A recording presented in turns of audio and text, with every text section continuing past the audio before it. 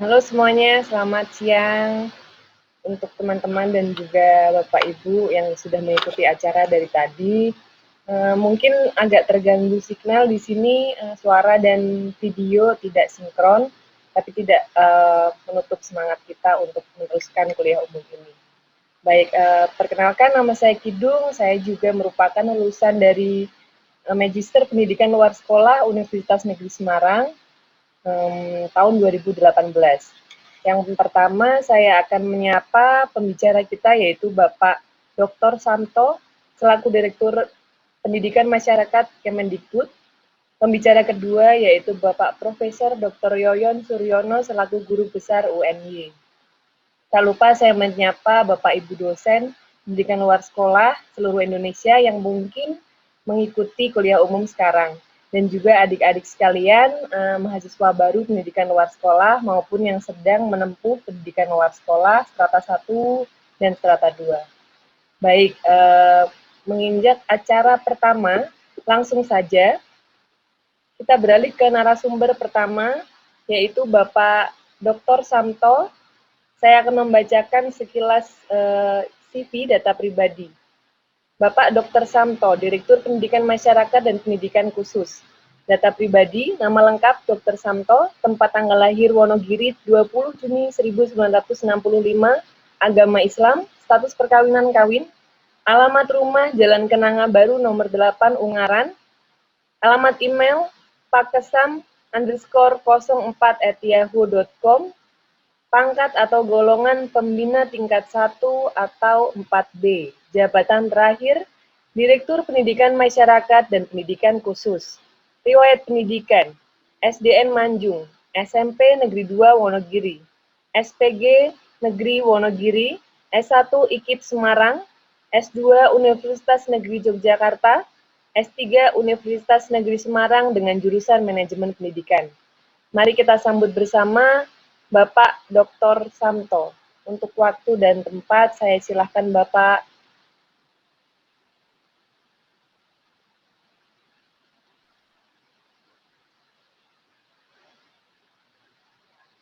Buffering mungkin.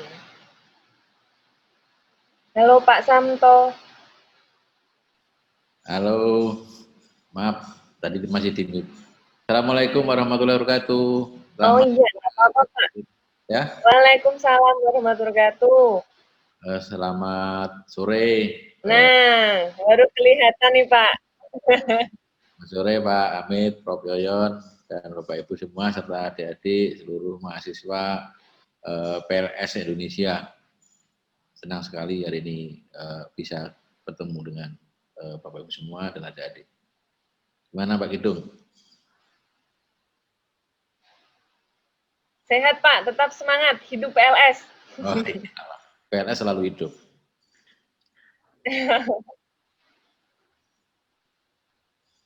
Waktu untuk saya ini. Oh iya Pak. Oh iya, kita bincang-bincang santai dulu. Ya. Bapak gimana nih kabarnya selama pandemi nih Pak? Alhamdulillah selama pandemi tetap sehat. Lebih banyak bekerja dari rumah karena kita semua harus mematuhi protokol kesehatan. Bagi adik-adik yang beraktivitas di luar rumah, jangan lupa 3M, ya, menggunakan masker, mencuci tangan, dan menjaga jarak. Oke, baik. Baik, untuk mengefisienkan waktu sesuai dengan arahan tadi Bapak Ismail, mungkin Bapak Santo akan menyampaikan pemaparan mengenai transformasi pendidikan non-formal atau pendidikan masyarakat menghadapi era revolusi industri. Mungkin untuk menambah semangat adik-adik dan menambah hasanah pengetahuan kita mengenai dunia PLS ini, bagaimana sih Pak siap-siapnya untuk revolusi industri beberapa tahun ke depan yang akan kita hadapi bersama. Waktunya 25 menit sampai 30 menit, saya silahkan. Monggo, Pak. Terima kasih. Saya izin share screen ya. Belum bisa ya? Atau enggak usah share screen? Belum dikasih akses.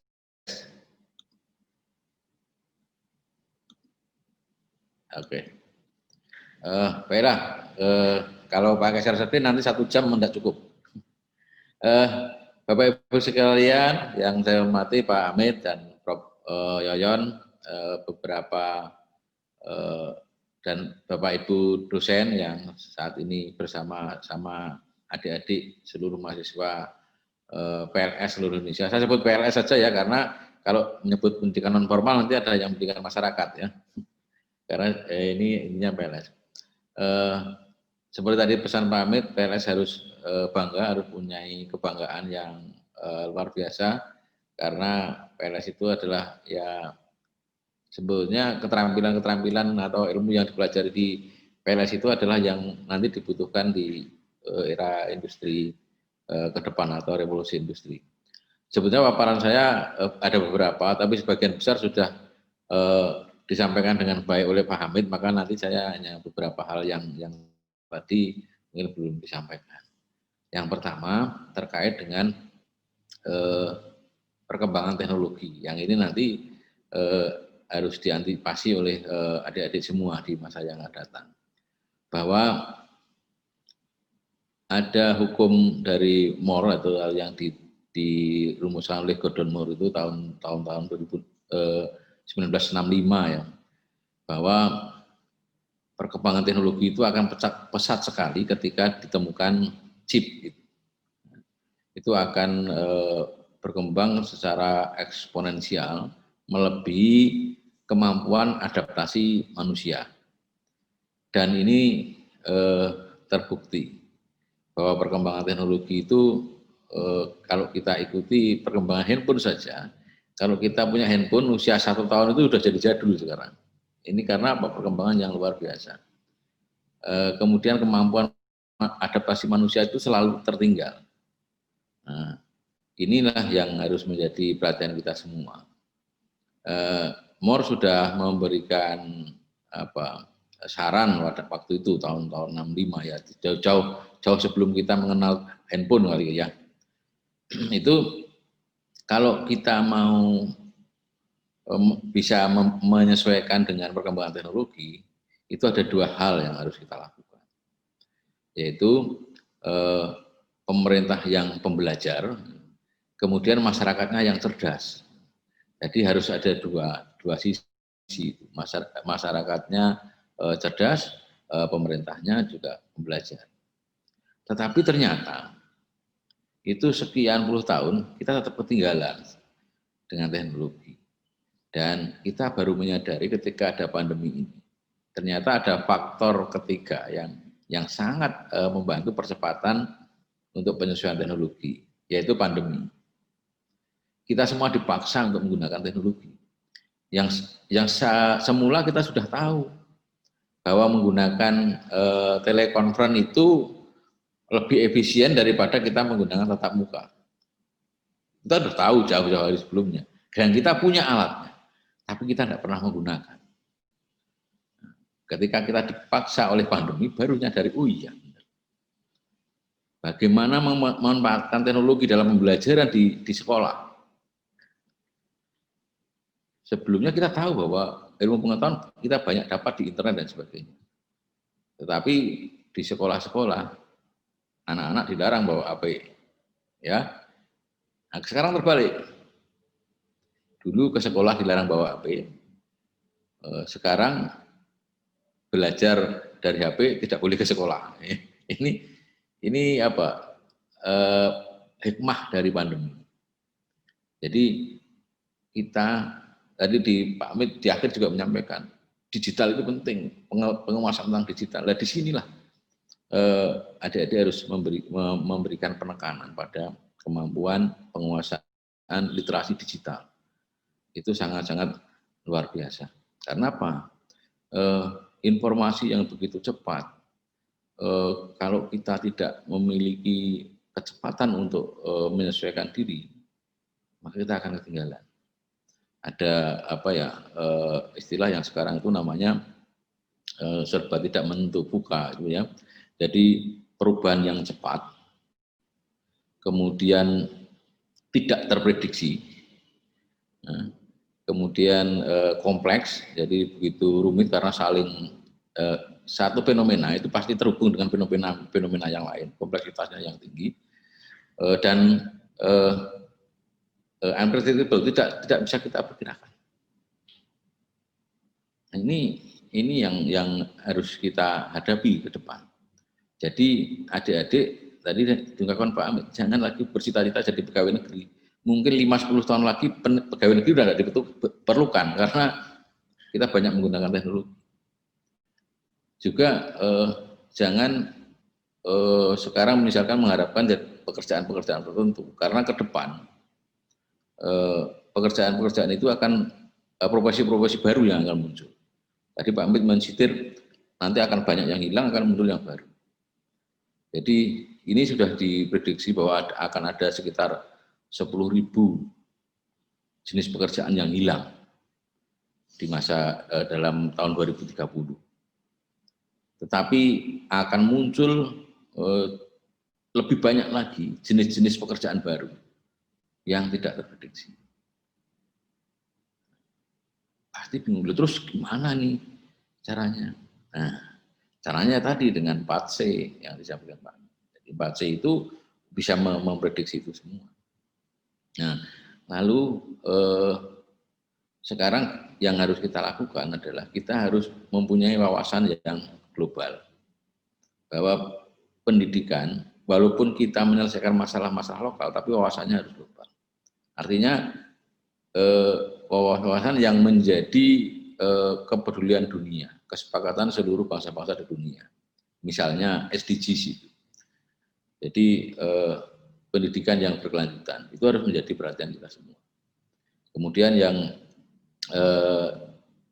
terkait dengan STEAM, ya, tentang sains, teknologi, matematik, itu bukan hanya sekedar kita mempelajari ilmu pengetahuan dan teknologi, tetapi adik-adik harus memproduksi, ya, menjadikan ilmu pengetahuan itu menjadi sesuatu yang produktif, bukan hanya sekedar menjadi pengetahuan.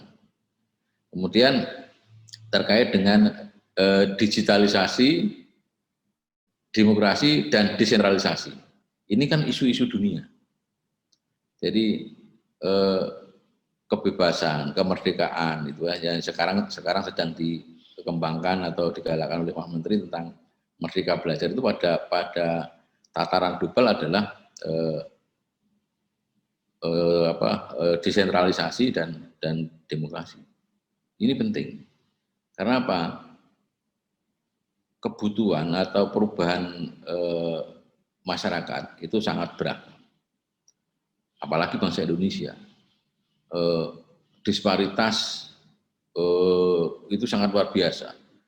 Baik dari sisi desa kota, kaya miskin, kemudian daratan, kepulauan dan sebagainya.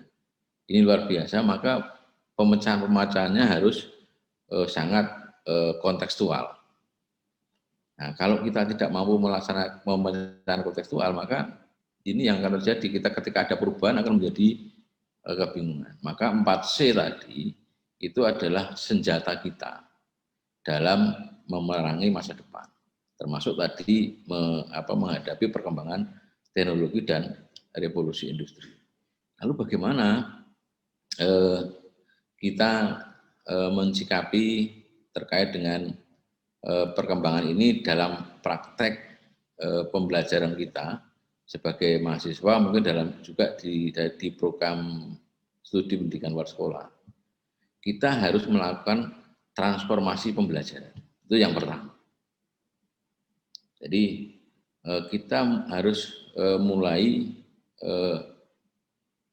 mengubah pola pembelajaran dari teori stimulus respon yang sekarang banyak digunakan menjadi paradigma konstruktivistik. Ya. Ini yang penting. Apa itu? Dari mahasiswa hanya sekedar datang kuliah, mendapat kuliah dari dosen, pulang menghafal, itu namanya teori stimulus respon atau bioheuristik. Itu tidak akan memecahkan masalah ke depan.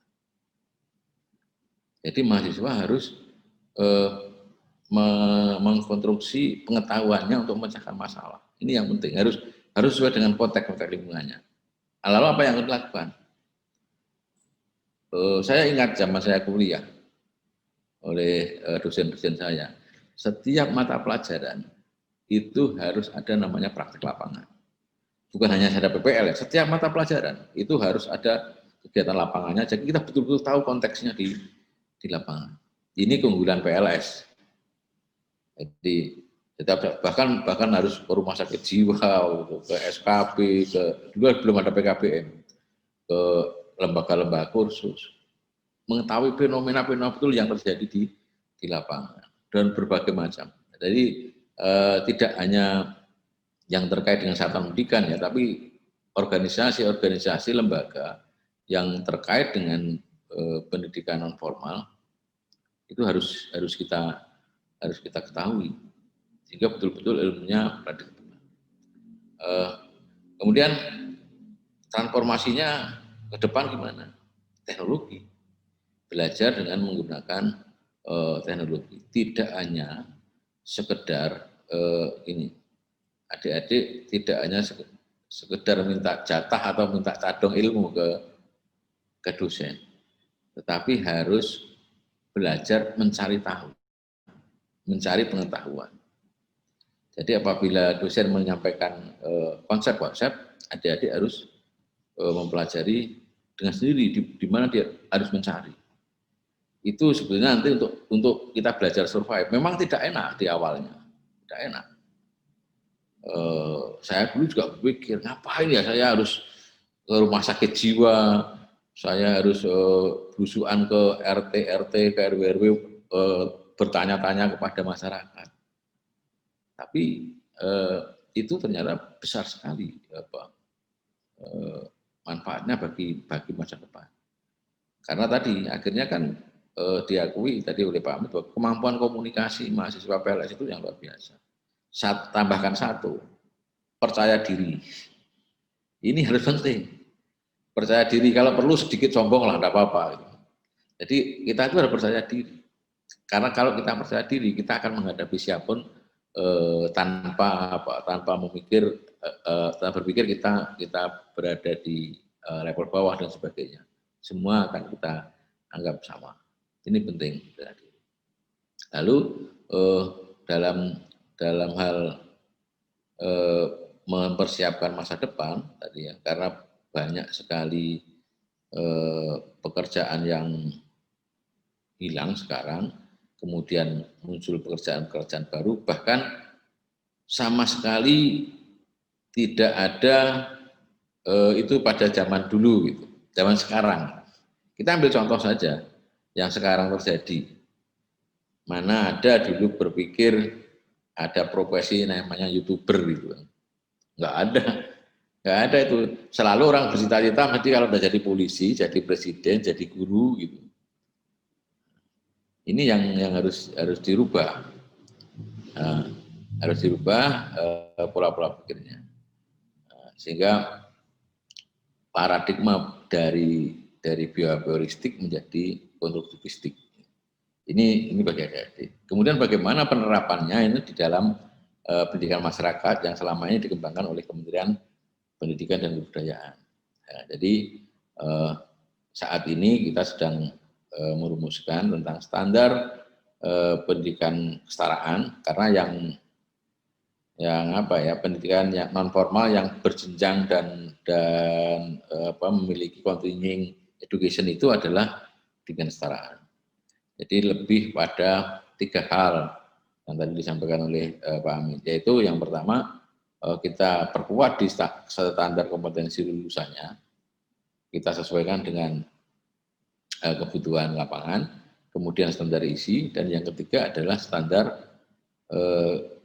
penilaian. Ini yang penting. Jadi standar kompetensi lulusannya ditetapkan, tetapi tentang proses belajarnya itu sangat tergantung dari satuan-satuan pendidikan. Jadi bisa saja metode belajar di desa A dengan desa B itu berbeda. Jangankan provinsi atau kabupaten kota. Karena sangat tergantung pada situasi di mana peserta didik itu berada. Ini yang pertama. Kemudian kenapa standar-standar yang lain tidak diperhatikan? Contoh, standar sarana itu bukan tidak ada standarnya, ya standarnya adalah sarannya menyesuaikan dengan kebutuhan, itu standarnya hanya begitu. Sehingga sangat merdeka. Karena apa? Di pendidikan non formal, belajar itu bisa kapan saja, bisa di mana saja, dan dengan menggunakan apa saja. Tidak harus dalam ruang ber-AC, tidak harus dengan gedung yang megah gitu. Anak-anak pendidikan kesetaraan bisa belajar di pojok-pojok Telkom yang ada wifi gratisnya, membuka setara daring, belajar di situ. Kalau di rumahnya tidak ada akses internet. Maka di kurikulum pendidikan kesetaraan tidak pernah dibagi misalkan matematika 4 jam atau 5 jam per minggu, tidak. Tetapi dibuat global. Yang mata kuliah umum, mata pelajaran umum atau akademis, misalkan PPKN, Bahasa Indonesia, Matematika, IPS, IPA gitu. Itu kita buat satu paket, namanya Satuan Kredit Kompetensi. Itu taruh kata 80 SKK. Nanti satuan pendidikan yang membagi masing-masing. Misalkan begini, paket C yang warga belajarnya ingin melanjutkan kuliah di jurusan kedokteran misalkan, dia akan perbanyak mata pelajaran yang eksak, matematika, kimia, biologi. Ya. Yang lain ya dipelajari tapi tidak sebanyak yang nanti akan dituju. Dan ini sukses. Jadi banyak warga belajar paket C yang masuk di UI, di UGM, di ITB, bahkan di luar negeri. Karena apa? Fokus. Ini contohnya. Kemudian kita juga kembangkan sarana pembelajaran. Tadi kan kurikulum ya, ada kurikulum dan standarisasi. Di media pembelajarannya, kita juga sudah kembangkan semua modul pendidikan kesetaraan itu dalam bentuk e-book. Ya. Jadi keren ini, di formal belum nih, kesetaraan sudah. Semua dalam bentuk e-book, bisa diakses dengan menggunakan HP Android yang paling sederhana sekalipun.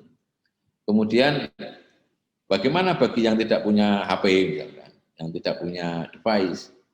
Nah, itu bisa didownloadkan oleh tutornya atau oleh ketua PKBM-nya, di print, dibagikan. Jadi kita buat dalam bentuk e-book dan bentuk PDF. Ini sangat luar biasa. Saya tadi barusan diskusi dengan Kak Seto dan kawan-kawan dengan sekolah rumah. Ini juga masa depan dari pendidikan non formal, komunitas homeschooling ini. Karena sekarang pertumbuhannya sungguh luar biasa. Mereka memiliki merdeka belajarnya cukup tinggi. Ya tadi kita hanya fasilitasi di 3 standar tadi. Standar kompetensi lulusan, standar isi, sama standar penilaian. Bahkan Pak Hamid itu lebih ekstrim, satu aja masuk standar kelulusan, nah, tapi ya repot nanti kalau tidak penilaiannya tidak standar kan. Ini yang kita jaga, teman-teman prosesnya bebas. Kemudian pengelolaannya juga bebas, ada yang dalam bentuk komunitas, ada yang bentuk satuan pendidikan, ada yang dengan bentuk PKBM sederhana. Jadi di pendidikan kesetaraan itu dari yang paling sederhana sampai paling canggih ada. Dari yang gratis sampai bayarnya jutaan juga ada. Karena apa? Prinsip merdeka belajar diterapkan. Dan ini sungguh untuk mempersiapkan generasi kita ke depan. Karena kalau kita tetap menggunakan pendekatan behavioristik, maka ya seperti sekarang ini, ketika ada pandemi semua bingung. Tapi saya yakin anak-anak jurusan PNS tidak ada yang bingung dengan pandemi. Tidak ada khawatir, wah nggak bisa ke kampus itu. Paling mengeluhnya, wah nggak ke kampus, uang sakunya nggak ada. Paling itu. Tapi kalau dalam proses belajar, saya yakin kita lebih survive ya, lebih mampu beradaptasi dengan perkembangan ini. Kemudian Yang terakhir ini terkait dengan bagaimana nanti menyikapi era revolusi industri ini. Nah, kita yang pertama harus mampu meningkatkan kreativitas, belajar secara kontekstual, menghadapi masalah-masalah kehidupan sehari-hari, dan itu dilatih untuk dipecahkan. Jangan selalu bergantung atau selalu kalau orang Jawa jaga gitu, itu kepada dosen itu lebih banyak sekarang. Bapak Ibu dosen saya lihat hanya sebagai pemicu, memberikan stimulus, memberikan clue-clue agar adik-adik bisa belajar lebih baik. Karena sumber belajar jauh lebih banyak di HP daripada di mejanya Pak dosen. Dan ini yang harus kita lakukan. Kita harus manfaatkan betul teknologi. Saya yakin adik-adik HP-nya semua canggih. Ya. Jangan hanya untuk WA-an sama selfie ya. Gunakan untuk belajar sebaik-baiknya. Inilah yang harus kita lakukan, mempersiapkan diri ke depan. Saya tekankan kembali literasi, 6 literasi dasar, 4C yang tadi sudah dengan baik sekali disampaikan oleh Pak Amit, dan kualitas karakter. Karakter itu ada 2, nah ini harus diharus sama adik-adik ya. 2, karakter kinerja dan karakter moral. Ya, karakter kinerja dan karakter moral. Kinerja itu ya yang disiplin, kerja keras, pantang menyerah, tekun. Ini yang penting. Jadi tekun itu lebih menjamin sukses secara akademis, tapi lebih ketekunan. Karena apa? Kalau kita tekun, kemudian pantang menyerah, itu setiap kita gagal akan kita ulangi lagi dari awal. Kita cari jalan keluarnya, kita cari solusi-solusi yang baik. Beda dengan misalkan hanya sekedar akademik yang dikejar. Ketika mentok nanti bingung, depresi. Itu bukan ciri-ciri mahasiswa PLS. Mahasiswa PLS selalu bisa mencari jalan keluar, selalu tekun dan bekerja keras. Ini karakter kinerja penting. Jadi kalau enggak pinter, IP-nya enggak tinggi enggak apa-apa. Yang penting adik-adik tekun, mampu berkomunikasi dengan baik, bisa berkolaborasi. Itu kunci keberhasilan. Kemudian yang kedua tadi karakter, satu karakter kinerja, yang satu karakter moral. Karakter moral itu terkait dengan integritas. Integritas itu ada kejujuran dan tanggung jawab. Itu kalau yang sesama manusia. Jujur itu sangat penting. Manakala adik-adik sudah mencederai kepercayaan, gitu ya. Kemudian integritasnya jatuh, untuk bangkit susah. Maka tetaplah jaga integritas ini, kejujuran dan tanggung jawab. Ketika diberikan amanah sebagai Ketua Imadikus Indonesia, gitu, contohnya, kita harus tanggung jawab, amanah dengan dilakukan dengan jujur. Dan yang kedua adalah tanggung jawab kita, integritas kita kepada Tuhan Yang Maha Esa. Kalau kita sudah punya integritas kepada Tuhan Yang Maha Esa, yang lain lewat. Ada apapun, ada peluang apapun, kita akan tetap menjaga kejujuran. Karena kita tahu Tuhan selalu bersama kita, mengawasi semua gerak-gerik kita, memberikan bimbingan kepada kita. Saya kira itu yang perlu kami sampaikan, menyemangati adik-adik dalam menekuni